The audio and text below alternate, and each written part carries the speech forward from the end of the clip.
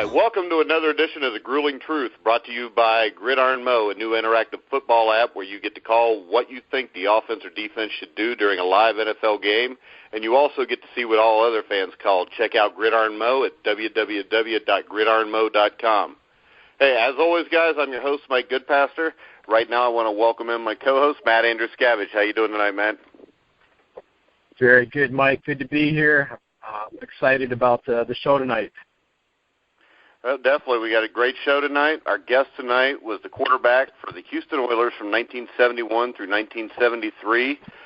Help me welcome to The Grueling Truth, Dan Pastorini. Thank you, guys. Appreciate that. I was actually the quarterback from 1971 to 1979, however. I said 1971 to 79, didn't I? 1973, but that's okay. I said 73? Yeah, I think you got it written down 71. It's late in New York. I understand.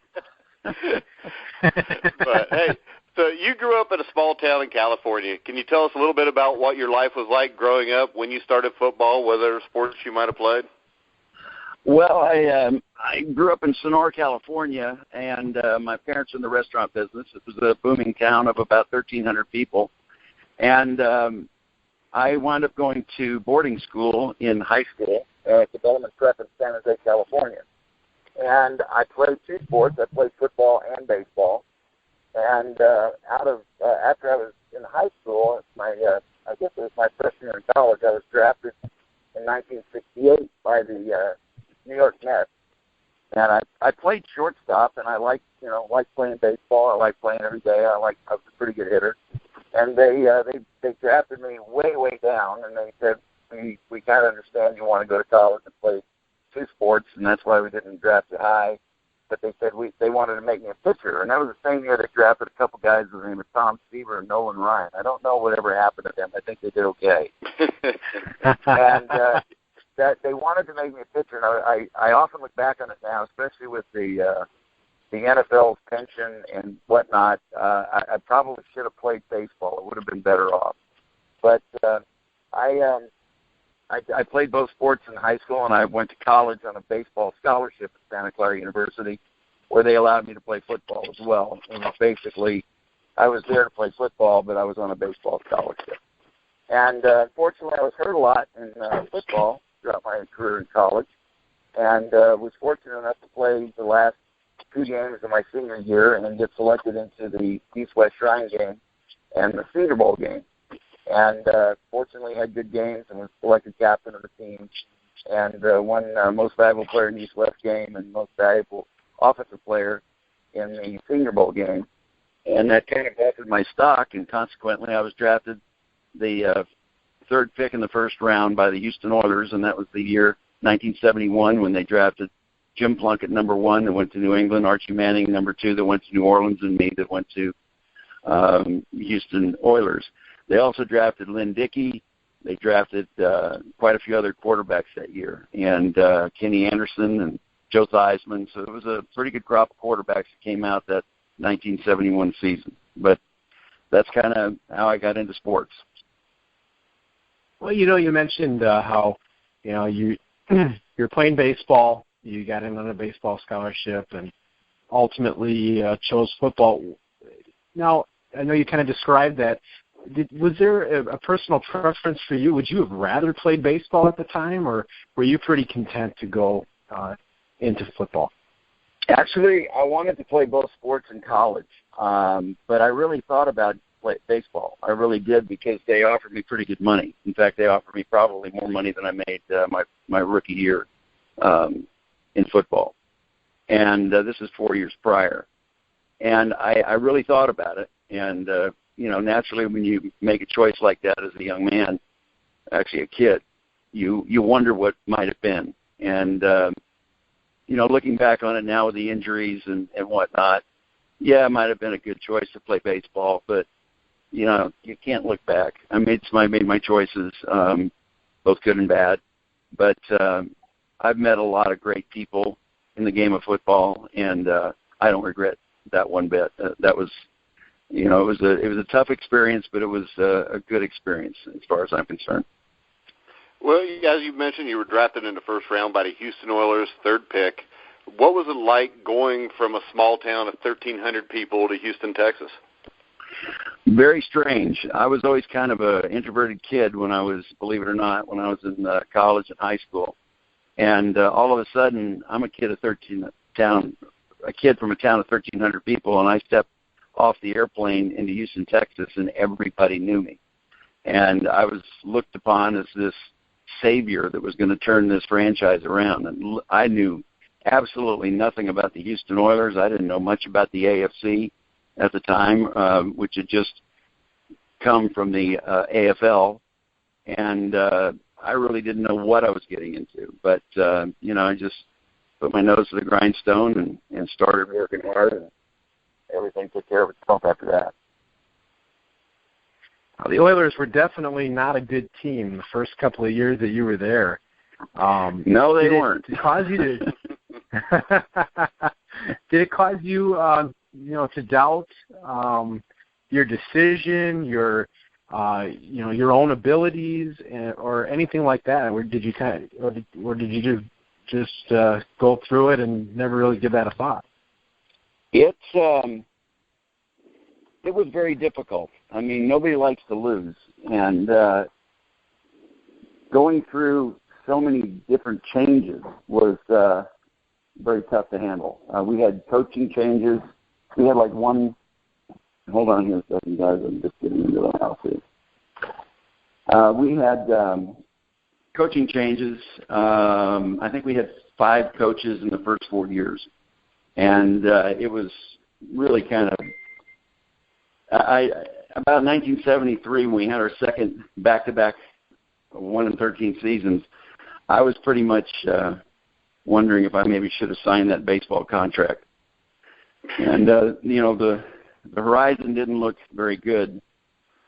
And then a guy by the name of Bum Phillips was given the head coaching job in 1975, which turned the franchise around, turned the attitude of the team around, and turned the attitude in the city around, and probably made the biggest contribution to the Houston city, of the city of Houston, in the Love You Blue years that everybody looks very fondly backward toward.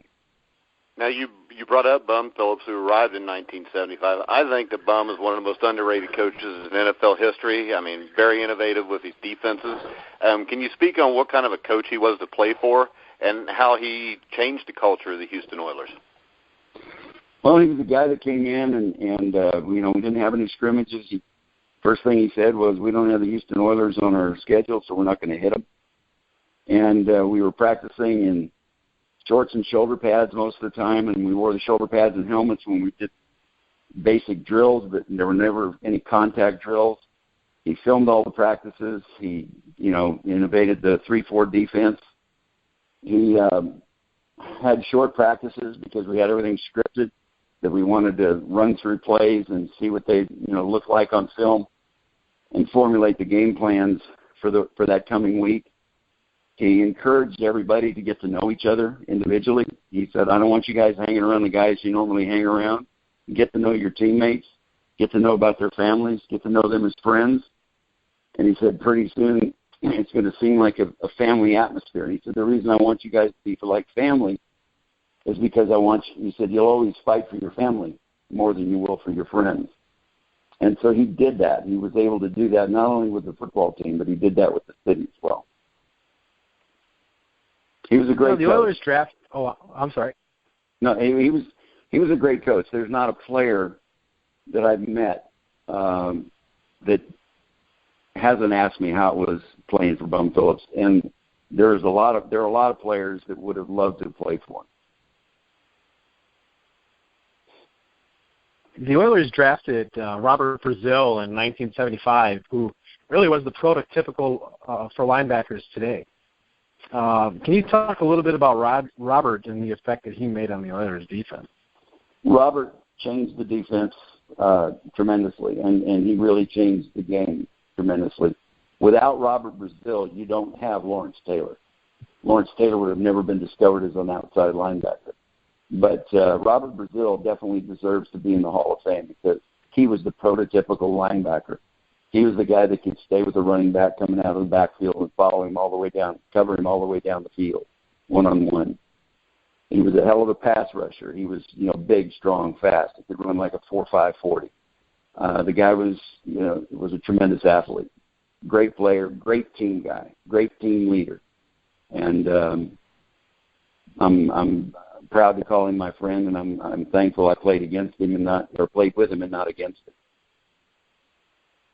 Yeah, we had him on the show. He's a great guy. He's the best. We had a lot of great guys. We really did. I mean, you got Curly Kelp, you got Elvin Bethea, Greg Bingham, Robert Brazil.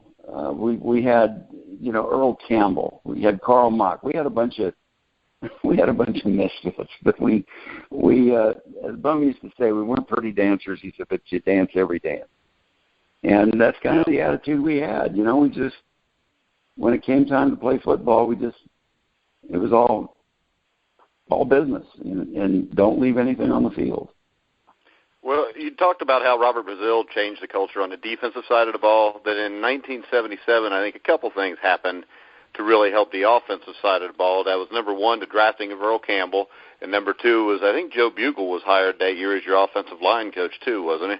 Yeah, I think, was it 77 or 78? I think we got Earl in 78, which we went to the playoffs. Yeah, I think Bugle was 77 and Earl came in 78. Yeah, that's right. Bugle came in 77, and Bugle was, let me tell you, Bugle was a great offensive line. He was a great coach, whether it be offensive line, head coach, or whatever. I love Joe Bugle, and he kind of got my butt working too. He said, you need to get into the weight room, and we need to get you stronger so you can take hits. And I said, Joe, I'd appreciate it if you don't have any hits on me so I can stay thin and skinny. But he was a great motivational guy. He probably got me in the best condition I was ever in my life from that point on. And that did help in taking the hits. Really, it did. And he made me a better ball player too. But he did turn. Go ahead. Go ahead. I'm sorry. Go ahead. He basically turned the offensive line around, and then we got Earl the next year, and that was the ingredient we missed on the running game. And he kind of stabilized our running game for the next few years. Yeah, talk a little bit about Earl Campbell, what it was like to turn around and hand him the ball. That had to be very comforting for a quarterback. Thank you very much. That's exactly what I've said in the past. It was very comforting. We had very simple game plans. I'd look at Earl in the huddle and I'd ask him, "Are you tired?" And he'd say, "Yeah." I said, "Okay, I'll throw a couple in." But he was the type of guy that he wanted the ball all the time. Everybody said, "Well, you ran him too much." He wanted to run the football, and that's what he was there for. He was a destructive running back, and I just wish he had better hands, because it would have been great to get him in the second tier of the defense and be able to just drop the ball off to him and let him turn around. But bless his heart, he couldn't catch a cold with those hands. He was just not very good. But he could run the football. That's all that mattered.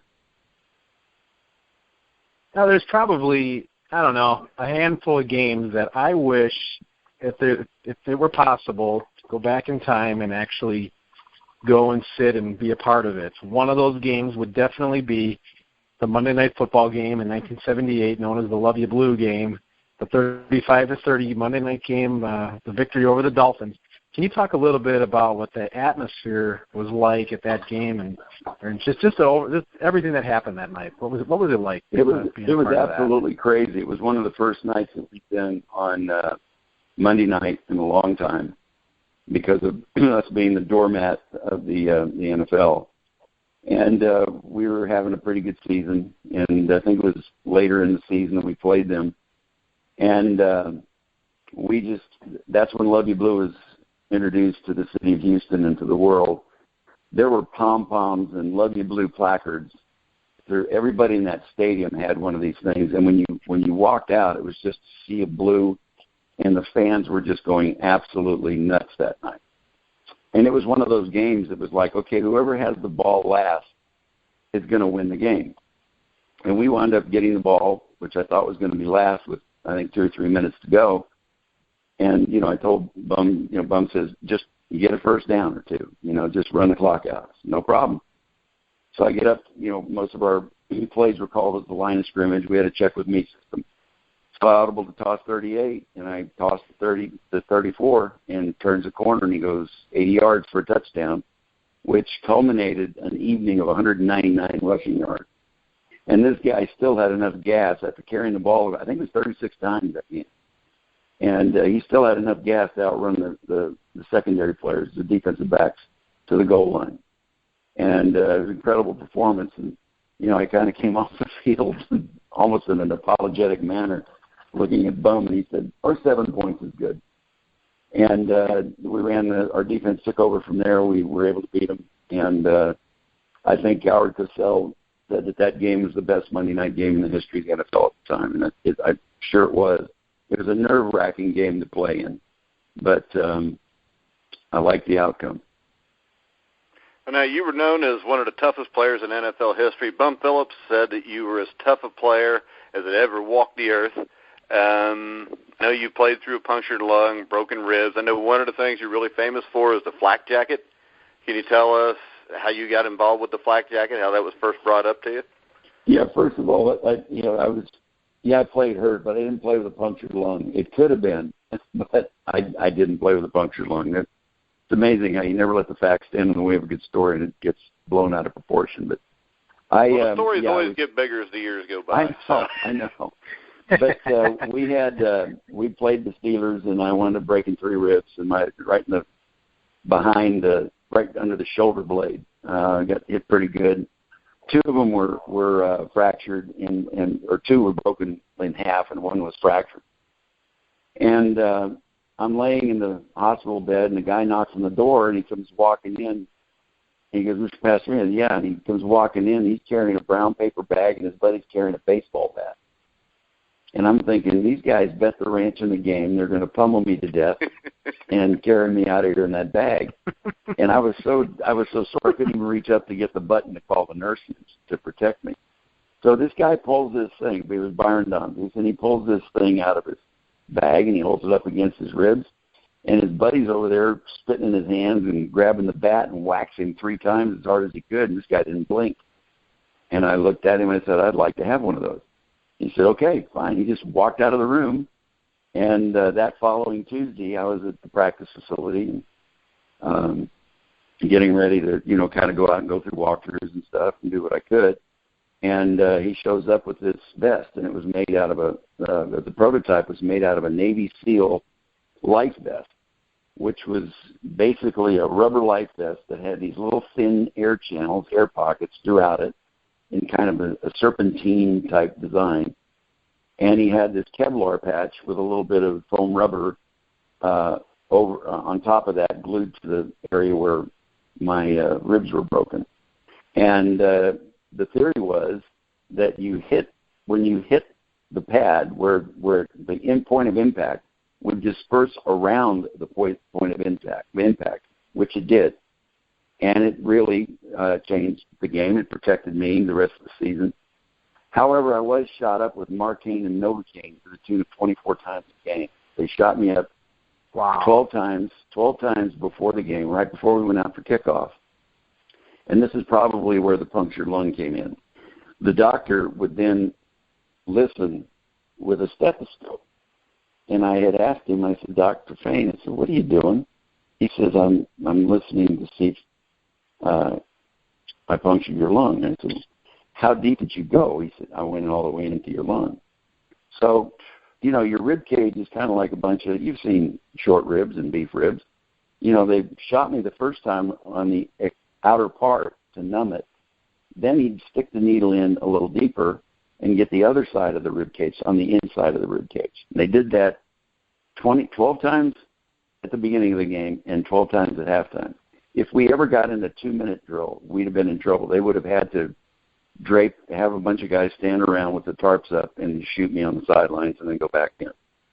But I did that for 6 games and played through the playoffs in 1978 with that pad, which fortunately I had some good games and we played well. But I wouldn't recommend it because it wound up killing my serratus anterior nerve, which I've never been able to throw the same since. So I look back on it, I would have never taken the drugs, but you never get to that. You get to that point once in your life after being, 7 years as a doormat in the league, and then you get the opportunity to play in the playoffs. You're going to play no matter what, if it means enough. Well, 1978, you guys beat a really good Patriot team in the playoffs. Had the the loss in the championship game to the Steelers. 1979 comes along, and the Oilers had a really good chance to go to the Super Bowl. They lost to the Steelers in a close game. Can you talk about what you remember from that game?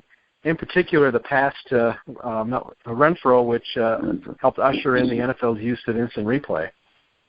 Yeah, that's two things I'm famous for: the instant replay in the NFL, and the flak jackets that quarterbacks wear to this day, and a lot of players wear to this day.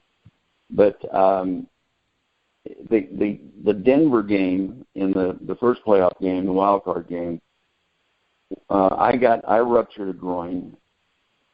Earl ruptured a groin, and Kenny Burrow bruised his hip. So and we won that game 10-7, I think. So the next game, all three of us were rendered. We just can't play. I mean, I can barely walk. My whole inside of my leg, from the groin all the way down to the tip of my toe, is just purple. There's no way I could play. I suited up as a decoy. But Gifford Nielsen played for me. Rob Carpenter played for Earl. And Rob Carpenter had the most courageous game I've ever seen in my life. He gained, I think, 126 yards, and he showed up with a fractured ankle. And he didn't so much as take an aspirin to play on that game. And I will never forget, he got to play, and I'm standing on the sideline, and it's right in front of me. And he got tripped up, and he's sitting there on his elbows, crabbing to get extra yardage. I mean, it was the most gut-wrenching performance I've ever seen guys go through. Mike Renfro had a great game in for Kenny Burrow, and Gifford Nielsen called a wonderful game and wound up contributing to beating the Air Coryell. But there was a young fellow by the name of Vernon Perry that just happened to intercept 4 of Dan Fouts' passes that game to give us the opportunity to win, and then go on to Pittsburgh the following week to play the Steelers in the AFC Championship game. So Bum came to me and asked me if I could play. I said, yeah, I'll play. And he told me, he said, I love you. And he said, 80% of you is better than 100% of somebody else. And I said, I appreciate that, but let's go beat these guys. And so we went out there, and we were the wounded ducks, believe me.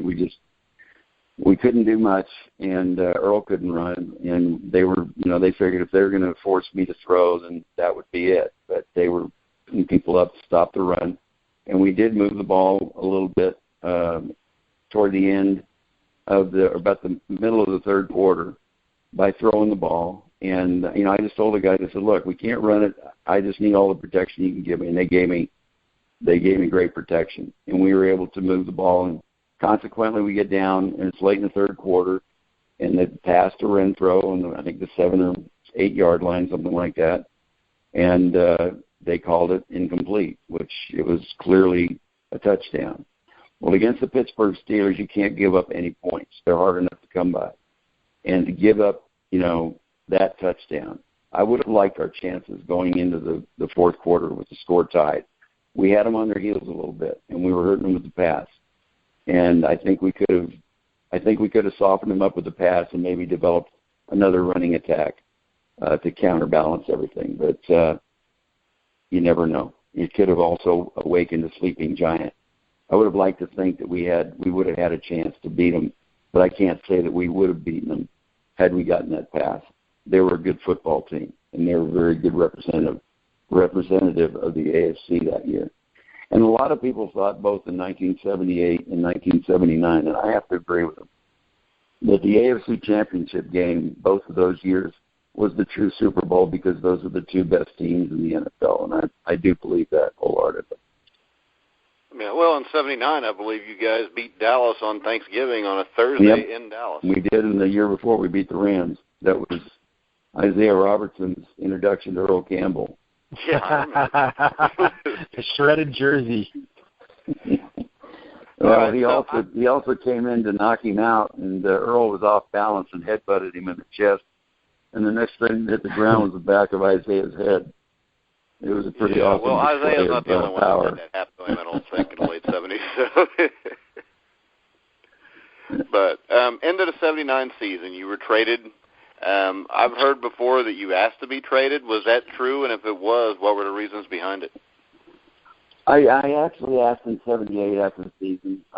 Went through a lot of ridicule, and, when we lost, it was my fault. When we won, it was, Earl's doing or Bum's doing or whatever. And that just seemed like, okay, well, if I'm the problem, I went to Bum. I said, look, if I'm the problem, get rid of me. And, we went back and forth. He said, I'm not going to get rid of you. He said, you're my quarterback, yada, yada. I said, look, I'm serious. If it's going to be better for this football team, if I leave, I know I've been banged up and whatnot. And, maybe it's best that you think. He wouldn't do it. He said, I'll tell you what. He said, if you stick around this year and if you still feel the same way after this season, then I'll trade you anywhere you want to go. I said, okay, fair enough. Well, as I said, I killed the nerve in my serratus anterior muscle, which is a bone that straps to your rib cage and your base of your scapular.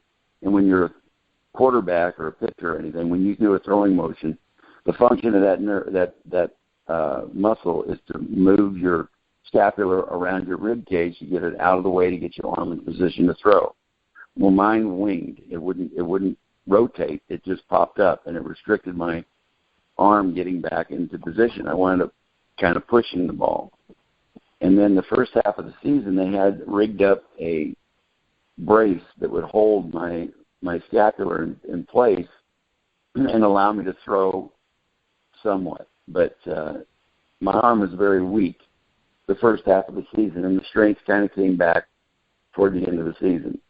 But I kept fighting a pectoral muscle problem. My ribs were still pretty bruised up. My groin wasn't really good. And it was just, struggle after struggle, and then I ruptured it against Denver. And then when we lost to Pittsburgh, I was pretty down, the second time around. So I said, what do we have to do to beat these guys? And I hadn't really thought about the trade thing. But I was pretty depressed after the loss. And Bum came back to the back of the plane, and I saw him walking up the aisle. And I remembered our conversation the year before. And he came up to me, he said, okay, you're a man of your word. He said, you did everything I asked you to do this year. He said, do you still want to be traded? And I didn't know how to take that. I said, well, yeah, maybe it's best. And then after the fact, I thought about it. So, why did he ask me that at that time? But anyway, he said, okay, I'll work a trade. He traded me right away. So I don't know if it's something he really wanted to do, or if he was pressured into doing, or maybe the attitude that the team was, maybe I was the weak cog in the wheel. So we made the trade for Stabler, and I went to Oakland. And unfortunately, I broke my leg in the 5th game of the year, and Plunkett took over and took us to the promised land. We wound up beating the Houston Oilers in the first playoff game, and I think that was the first time a wild card team went all the way to win Super Bowl. Only I wasn't part of the team. I was standing on the sidelines in street clothes and never felt a part of the team whatsoever, and probably the worst feeling I've ever had in my life. So years after that, Bum and I talked, and I said, I got to clarify something. I said, why did you ask me that question? He said, to be honest with you, I didn't think you'd say yes. He said, I wish I'd have told you I'm not trading you, and I'm reneging on the deal. So basically, I got traded because 2 friends made a deal, a foolish deal, over foolish pride, and both of us regretted it. But the rest is history. Well, in your time in Oakland, that you described some of that. Can you talk a little bit about what your relationship was like with Coach Flores and then even Al Davis? My relationship with Flores was good, you know, up until I got hurt, and I had some problems, you know, personal problems back then. After I got hurt, I was drinking quite heavily, and did a few things that I regretted. One was confronting Al Davis on a road trip one time, and after I thought I was healed and got the cast off, and you know, kind of danced in front of him and kind of made a fool of myself, saying that, you know, I'm ready to play. Let me get back on the team. And I guess I kind of pissed him off, which probably rightly so. But then again, after that, I was just basically ostracized from the team and never was allowed to suit up. And they could have suited me up for the last few games of the year, including the playoff games. And instead of having a rookie quarterback, Mark Wilson, you know, you'd have had me as backing up Plunkett, somebody with a little more experience than Mark Wilson. And it seemed like a logical thing to do. So I approached Tom Flores about it and said, Tom, can I get back on the team? I said, I'm not asking to start naturally. I'm just wanting to be a part of the team and be able to contribute if needed. And he said, well, it's not my decision, Dan. You'll have to take that up with Al. I said, okay. So I went into Al Davis's office, and I said the same thing to Al. And he said, well, it's not my decision. It's Tom's decision. And I probably burned another bridge and said, well, one of you two guys is lying. Or said, you're both lying to me. And I said, because you're both saying the same thing. So never mind. And walked out of his office. I never had anything to say to him after that. So the next year, I showed up at camp. I had hurt my shoulder in the off season. I had to have surgery. They put me on the physically unable to perform list, and I wasn't able to participate for 2 or 3 weeks, I think it was at the time. And then one day he said, let me see Pastorini throw. So I came out to practice, and I threw to Bob Chandler. And my shoulder was killing me, but you wouldn't know it because I was throwing bullets and throwing good passes, accurate passes. I wanted back on the team, and I was kind of used to playing with a little pain. So he said, fine, activate him. And so at the time, this was the second half of a 6-year contract, and all I needed to do was to pass my physical, and the remaining 3 years of my contract were guaranteed. And at the time, it was pretty good money. It was $350,000 a year.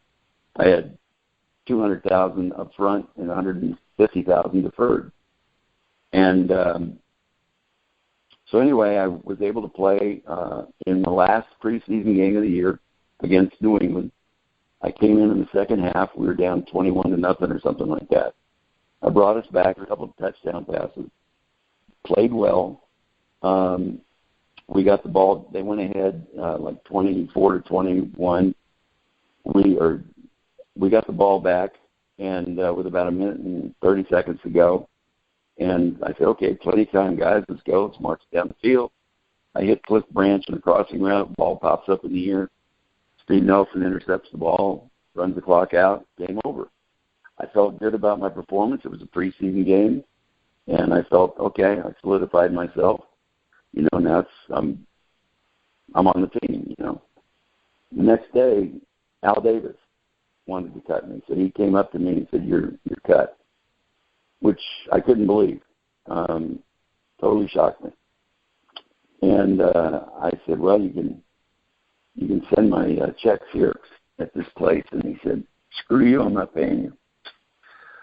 Hence, started a long and lengthy court battle for about 16 years, and basically ruined me, both professionally and emotionally, and kind of lost my faith in the game of football and the integrity of the game, and with a little bitterness in my mouth. So needless to say, that one was a straw that broke the camel's back. But then life goes on, and you grow from things, and you move on, and I did. Yeah, and I remember 1985, which I'd actually forgotten about this till I started doing a little research on it. You started racing on the NHRA circuit. How did that come about? I wound up getting picked up a couple of years with. I finished a half a season. That next season, I was picked up by the Rams, and then I was picked up by the Eagles after that for 2 years, and then I just retired and got into drag racing, and I wound up taking a second mortgage on my house in Steamboat Springs, Colorado. Bought a race team and went out and started running Top Fuel dragsters, and did that for about 5 years, and enjoyed it. But I had to do something to survive, and that was the only thing I could think of that I enjoyed doing. I knew I wasn't going to be able to get a coaching job or a front office job in football anywhere, thanks to Mr. Davis. And so I went drag racing, and I really enjoyed it. It was just a very tough way to make a living. Unfortunately, went bankrupt in that. There was a lot of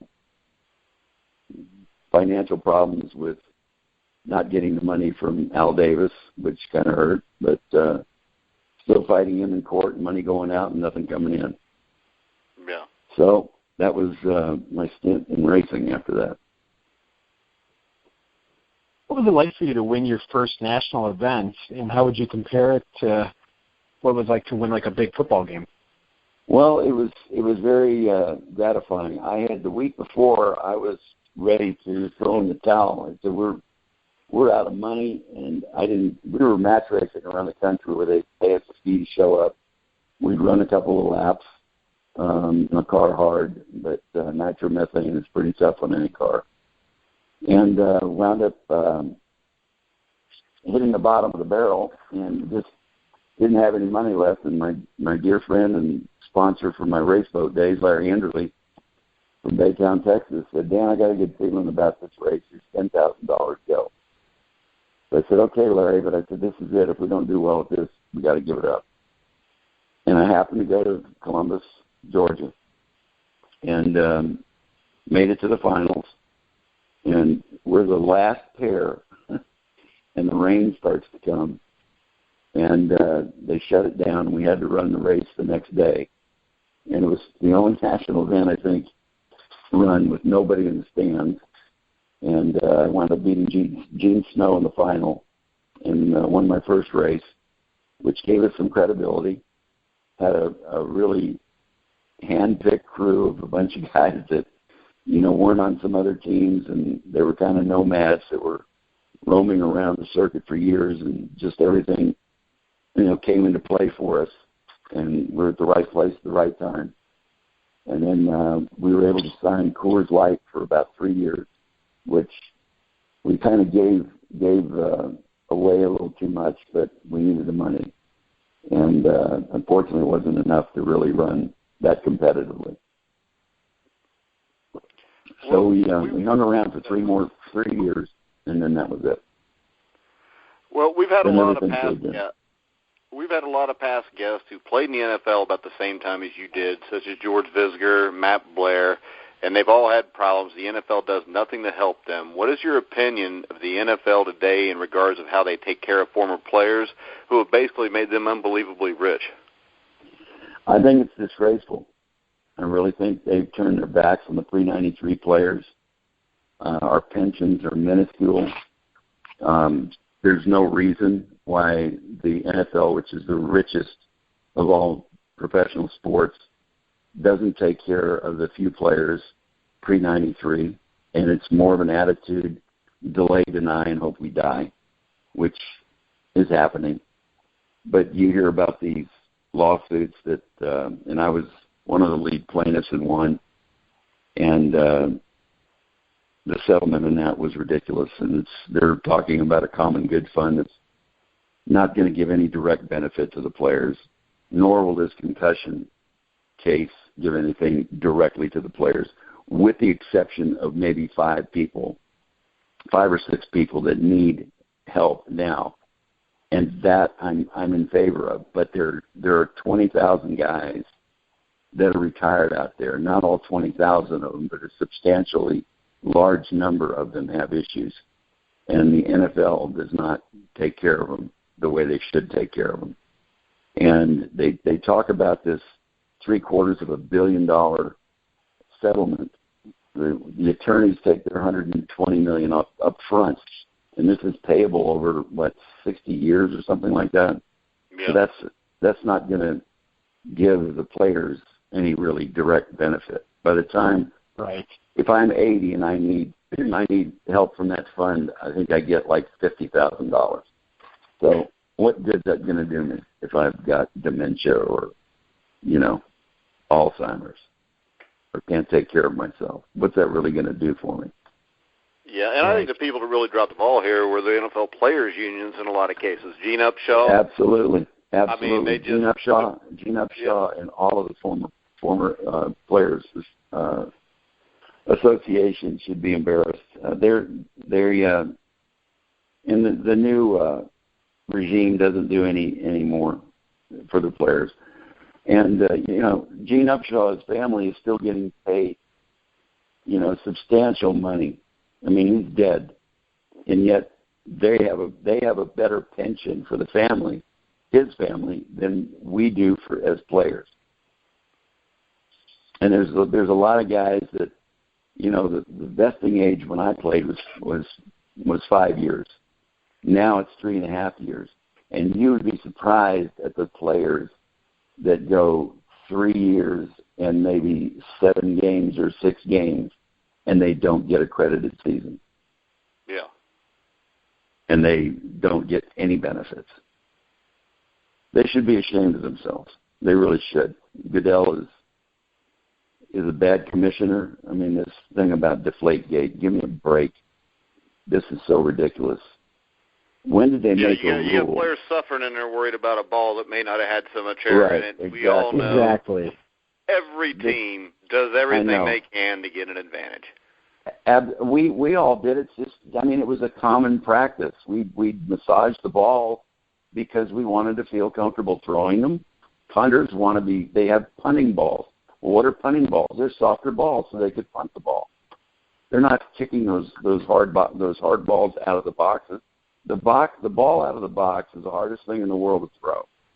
And then they take the ball, the deflated balls away from him, and he plays the regular balls and throws for 4 touchdowns and 350 yards. This is total. Exactly. This is total. It's just ridiculous. It's. Yeah.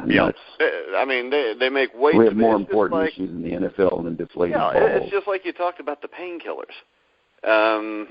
They don't have a problem prescribing players painkillers that are very addictive, destroy their system, but yet if they smoke weed for the pain, they get suspended for 4 games. Exactly. And what's worse on your body? There's not much worse on your body than Vicodin and all the painkillers that they give the players nowadays. We're just cattle. That's all we are. Yeah, and unfortunately, the present now day you're players making me don't wish I'd have played that. baseball. Well, I got a son that's very good at both, and I'm pushing the baseball as hard as I possibly can on him. You tell him if he puts on a football helmet, I'll come up there and kick his ass. Well, actually, he just showed up Monday to play football as a freshman. He hadn't played in a couple of years. He told me he wasn't going to, and then he decided he wanted to. So, that's if you want to come pressure. and kick his ass, you're more than welcome to it, too. Okay. Well, I'll make sure I kick his ass and won't hit him in the head.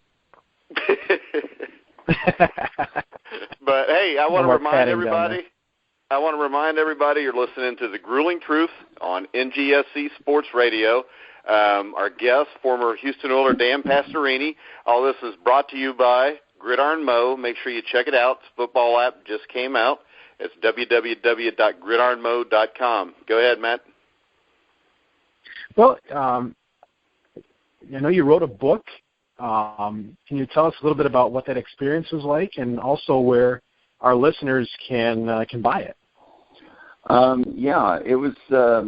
It was a strange situation. I was arrested for drunk driving, and kind of came to my wit's end, and it was a very embarrassing moment for me, especially at the age it was. And I'm happy to say, well, first of all, I got home, and my girlfriend said that, the only thing that's going to come between you and I, or you and me, is your drinking. And I said, well, that's an easy decision for me to make. I'm done. And I promised her at that moment, I said, I will not drink anymore, period, done. And about 5 minutes later, this hit the news all over the place. It was very embarrassing moment. And then Bum Phillips called me. And he said, Dan, you might want to. I said, Bum, let me tell you something. I know what you're going to say. I apologize. And I'll promise you, like I'm promising Pam, I'm done drinking. He said, I know you're a man of your word, so that's good enough for me. So I did my time. I paid my dues. I did all my hours, community service. I did all the probation officer meetings. I did the AA. I did everything. And I'm proud to say it's 5 years and 3 or 4 months now without drinking. And the book was a cathartic experience because John Lopez, who co-wrote the book with me, approached me at that time. And he said, I don't know if you ever thought about doing a book, but he said, before you die, you need to do a book. And I said, will you write it? He said, yeah. I said, okay, then I'll do it. But I said, don't ask me anything unless you want to know the honest to God's truth, because I'm going to come clean about everything. And he asked some pretty poignant questions. And the book is like I said, cathartic. And I answered him honestly. And it's all out there for everybody to see. If anybody wants to buy one, they're on Amazon.com. Or they can go to our website. Excuse me, I'm losing my voice here. Let me take a drink of water. They can go to our website at www.taking-flak.com in order. But it's got a lot of good reviews. I actually ordered it today on Amazon Kindle because I didn't even know you wrote a book until I started researching this a couple days ago, and it looked like it'd be very interesting just from all your life experiences. Well, I'd like to get your opinion after you read it. Call me back and let me know what you think. I definitely will. Appreciate it. Well, I know we're just about out of time here, and it sounds like your voice is about to give out. And I know Matt's getting old, so he's got to go to bed soon. So, Matt, you're not alone, buddy. I'm with you.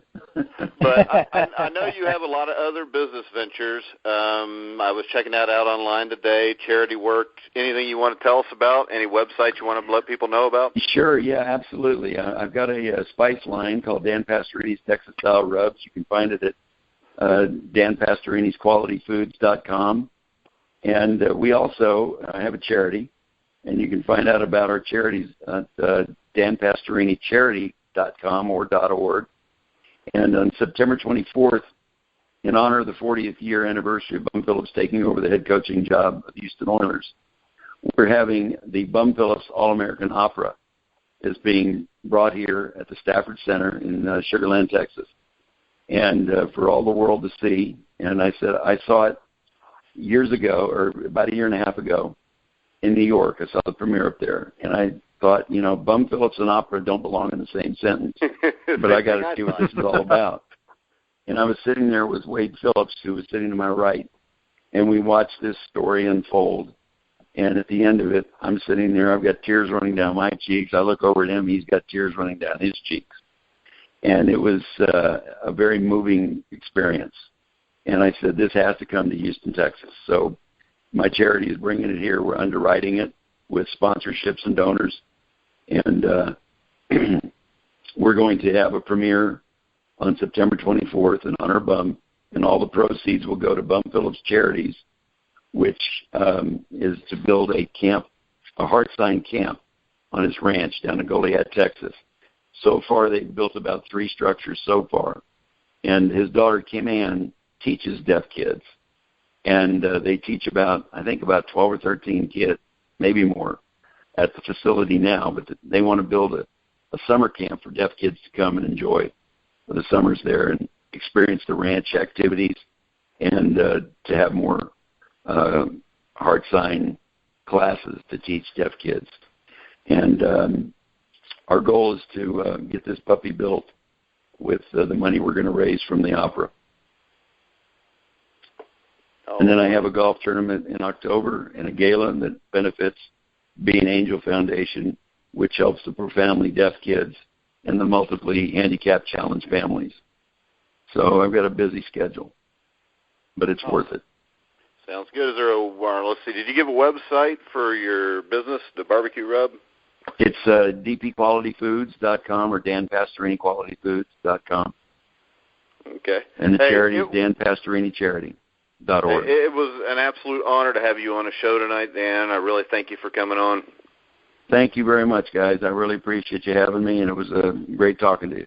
Well, we'd love to have you back sometime. Really I still got to ask about the Farrah Fawcett date. So. No, that was way overblown. Read the book. Read the book. Read the book. I figured it was. That's why I didn't bring it up. I like the second one Mike said. Really appreciate you taking time out to be on our show tonight. Thank you, Matt. Appreciate it, guys. All right. Thanks a lot, Dan. Okay, be good. Bye-bye. Yep. See ya.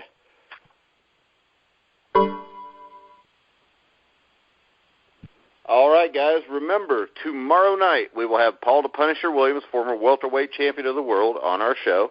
And this time we're being honest with you. Now, as Paul's had a couple trouble or a couple technical difficulties getting on, so tomorrow night he's definitely supposed to be on. I just got a text message from former Reds Pirates pitcher Mike Lacoste. He will be on next Wednesday night. We will also have a boxing show next Tuesday night. Haven't got the guests lined up yet, but we're working on it. Next Thursday night, we'll have another NFL show, working on the guests there. Matt, any updates on you and Dexter Carter's 49ers Weekly show? Yeah, we're planning on having a show next Wednesday. Potential guest, William Floyd. May even be a different guest. Just haven't gotten confirmation on that, but Dexter and I are definitely planning on having another show on Wednesday. We'll go through the preseason game and all that good stuff. There's nothing like watching a preseason game, Matt. Well, football's back. Even if it's preseason, we'll take whatever we can get. I don't watch the preseason that much. I just find it pretty boring.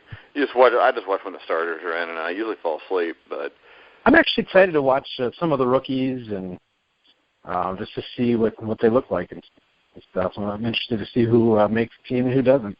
Yeah, you're younger than me. Give it 10 years, see if you still want to watch it. You could be right about that. And I want to thank everybody that listened to our top 10 baseball teams since 1960 last night. The ratings on that were very good. So I'd like to thank everybody that listened to that. That was a good time. I would also like all the comments that everybody told me that I was right and Joe Rodriguez was wrong, if Joe listens to this in the future. So. Poor Joe. He's not here to defend himself.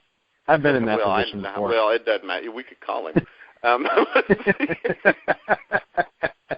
But, hey, remember, guys, go check out the Gridiron Mo app. I mean, it's a game you can sit and play with your wife and kids on a Sunday or Monday night. Sit around, you guess what play's coming up next.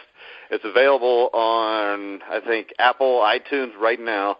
But right before the season starts, it will come out on Android. It's really worth looking at. You can go check us out on NGSC Sports, NGSCsports.com, I think it is, right, Matt, the webpage? Yep, that's correct. Then you go to shows, click the shows, you hit us on the Grueling Truth. It'll give you a link to go to the Gridiron Mo. If you don't want to go to gridironmo.com, you can link up that way. You can follow me at RiverMonster11 on Twitter. You can follow Matt at MTA Scavage. It's all on the website. You can click follow right on the website for both of us. Check out all our articles. If you get a chance, go on our Facebook page, The Grueling Truth, like that. We'll have show updates on there. Matt hadn't been updating it that much lately, though. But then again, I never told him to. So. But I did yesterday. I know, I saw that. But definitely remember tomorrow night, Paul the Punisher Williams. Then next Tuesday, Wednesday, Thursday, Friday, we'll have shows at the butt. So that's right. So we will see you guys tomorrow night. Me and Dave Sidursky from Ringside Report. We'll have Paul Williams, and then we'll see you all next week. So for Mike Goodpaster and Matt Andruscavage, we will talk to you next time on The Grueling Truth, where the legends speak.